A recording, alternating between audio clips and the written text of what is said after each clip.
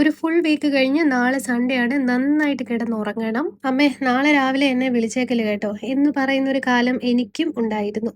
എന്നാൽ കുറച്ച് വർഷങ്ങൾക്ക് മുമ്പേ എനിക്കും പ്രൊമോഷൻ കിട്ടി ഗൈസ്.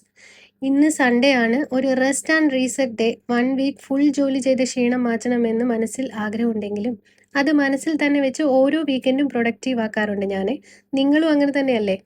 കുക്കിംഗ്, ക്ലീനിങ്, ലോണ്ട്രി, പിന്നെ കൊച്ചു കൊച്ചു ഹാപ്പി മൊമെന്റ്സും. ഇപ്പോൾ ഇതാണ് എൻ്റെ വീക്കെൻഡ്. എനിക്ക് തോന്നിയിട്ടുള്ളത് വർക്കിംഗ് ആയിട്ടുള്ള ഓരോ മദറിനും റെസ്റ്റ് എന്നത് ഉറക്കമല്ല, ഫാമിലിയുടെ കൂടെയുള്ള ഹാപ്പി മൊമെന്റ്സ് ആണ് എന്നാണ്. എന്നോട് പലരും ചോദിക്കാറുണ്ട്, നിനക്ക് ഇത്രയും ടൈം എങ്ങനെ കിട്ടുന്നു എന്ന്.